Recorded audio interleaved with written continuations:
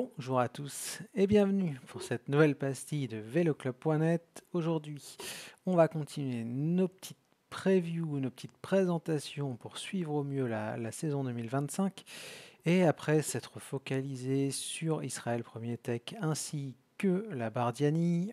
On va faire justement un petit focus, un petit point sur une troisième structure de Pro Team, à savoir la Team Total Energy dirigée par Jean-René Bernaudot. Alors, j'ai trouvé trois axes pour évoquer cette saison 2025, trois points qui me paraissaient intéressants à analyser. Tout d'abord le mercato, ensuite les confirmations attendues en 2025, et puis peut-être le point clé de la saison prochaine, c'est-à-dire la participation au Tour de France.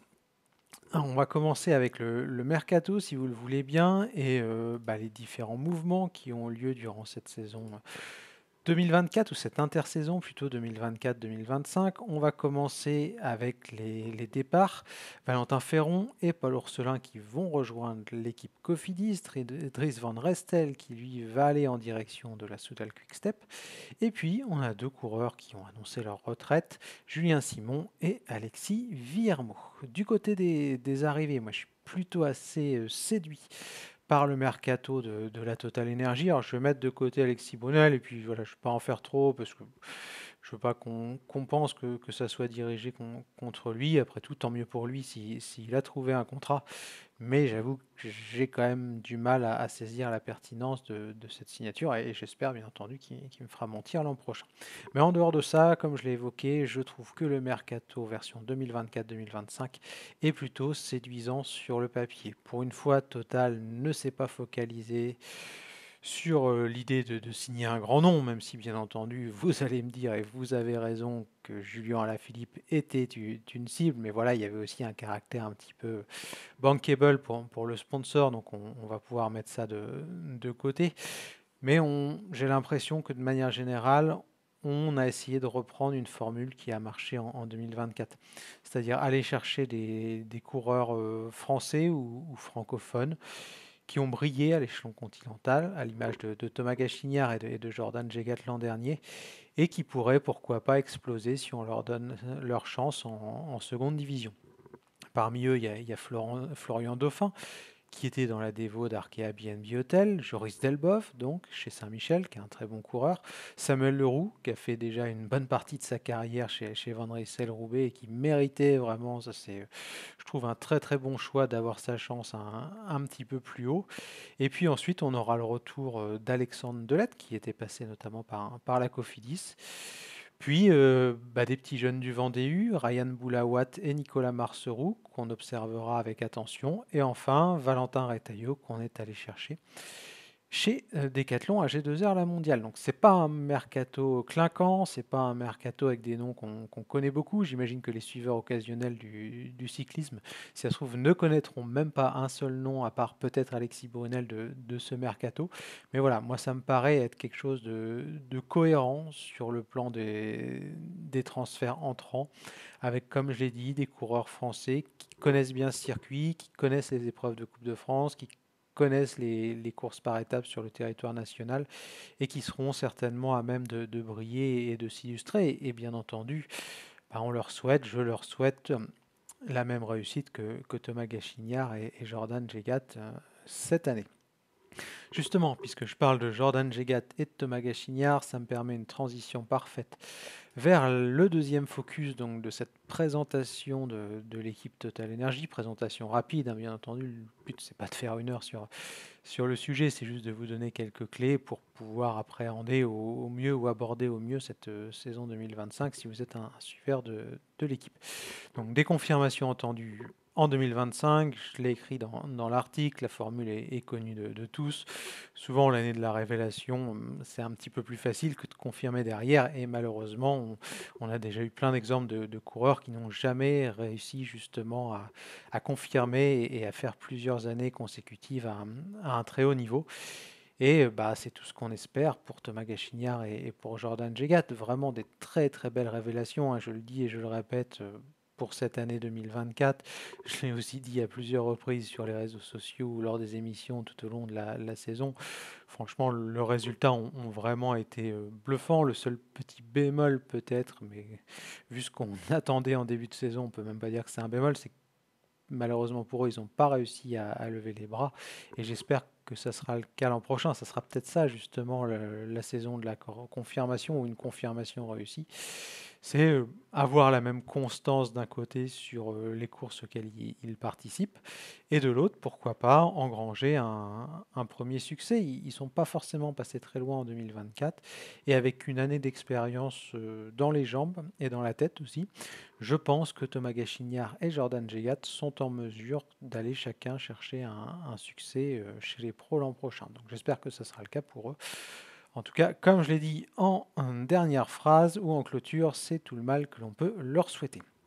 Le dernier point, la participation au Tour de France. Alors forcément, vous allez me dire que vu le très bon Tour de France de Total Energy cette année, ça serait quand même une aberration, voire un scandale, suivant l'opinion que vous avez, qu'il ne participe pas à la Grande Boucle l'an prochain. Anthony Turgis a gagné une étape. On a eu quand même une bonne prestation d'ensemble, hein, même si la première partie d'année avait vraiment été très très compliquée et assez mauvaise, faut le dire, de manière objective. Le Tour de France a lui vraiment été très bon et la deuxième partie de saison a clairement été d'une plus grande valeur. Mais quoi qu'il en soit, pour revenir à notre Tour de France, on aurait en temps normal une participation assurée quand on est une équipe française et qu'on a en plus remporté une étape sur la grande boucle l'année précédente, mais voilà, la concurrence n'a jamais été aussi rude en division Pro Team et Total Energy devra faire face à 3 autres formations, puisque je le rappelle, il n'y a que 2 invitations disponibles, à moins bien entendu qu'on ait une belle surprise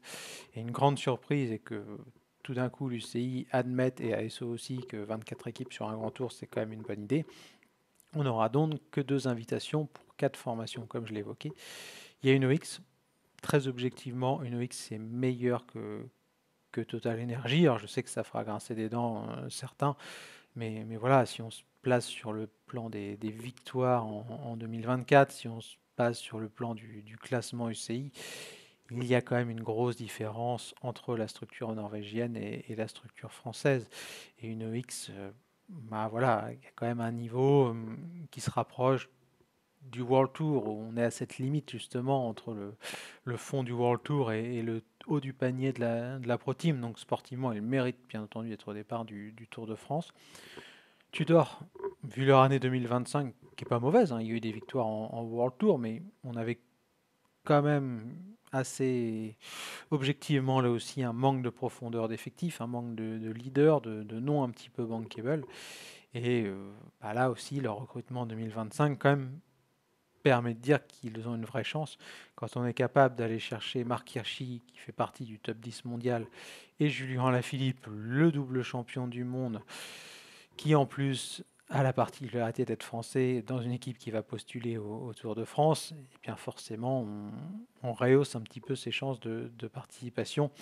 Et Tudor, qui a vraiment fait un beau recrutement, qui est une équipe qui monte en gamme, qui a un projet sérieux, qui progresse année après année, est une vraie concurrente donc pour la grande boucle. Et la petite nouvelle, alors celle-là on ne l'attendait pas, c'est Q36.5. Q36.5 jusqu'à il y a, allez, disons 3-4 jours, bah, sincèrement, il y avait zéro chance qu'elle soit au départ du Tour de France, malgré un effectif qui est pas trop mauvais. On a des garçons comme Giacomo Nizzolo, on a David Delacruz, on a recruté Arm Van Hoeke, bref, on a quelques bons coureurs, mais rien d'exceptionnel qui pouvait permettre une invitation. Mais voilà, il y a quelques jours, la donne a changé. Tom Pidcock a quitté Ineos Grenadiers et il a rejoint donc cette formation Q36.5. Tom Pidcock, quand il est en forme, c'est peut-être un des 5-6 meilleurs coureurs du peloton. Donc clairement, je trouve que ça peut changer la donne. Après, ce qui peut sauver peut-être Total Energy, c'est que Pidcock, c'est pas forcément un coureur de grand tour, quoique il a déjà été capable de briller tout simplement sur le Tour de France. Et on sait que potentiellement il peut valoir plus ou moins un top 10, disons, au classement général s'il se focalise vraiment à 100% sur cet objectif. Donc il faudra voir ce qu'il en est. Moi je pense que Q36.5 sera quand même laissé sur la touche et que la deuxième invitation se jouera entre UNOX et Total Energy. Donc on verra ce qu'il en est. Est-ce qu'on cherchera une dérogation du côté d'ASO pour essayer de contenter tout le monde? Est-ce qu'on sera vraiment intransigeant? Est-ce qu'on va donner une préférence nationale? Est-ce qu'on va vraiment se baser plus sur le sportif? Je ne sais pas. En tout cas, pour moi, une chose est claire, hein, je mets Q36.5 de côté, mais et là, c'est pas du tout objectif, c'est un ressenti personnel. Les trois équipes, hein, UNOX, Tudor et Total, mériteraient à 100% d'être au départ de la grande boucle. Total, parce qu'ils ont gagné une étape en 2024, alors que l'année était vraiment mal engagée, et qu'ils ont montré sur le terrain qu'ils méritaient leur invitation. Tudor, parce qu'il a monté en gamme et parce qu'à Philippe Hirschi, et InnoX, parce que tous les ans, c'est pareil, on est sur un projet qui progresse et qui, comme je l'évoquais, se rapproche à grands pas du World Tour. Bref, voilà un petit peu pour cette présentation. Comme je l'ai dit, 3 points, un mercato séduisant, des confirmations attendues en 2025 et enfin l'enjeu ou la question de la participation au Tour de France l'an prochain. Voilà pour cette petite pastille, je vous souhaite une excellente journée à tous et je vous dis à très vite, ciao.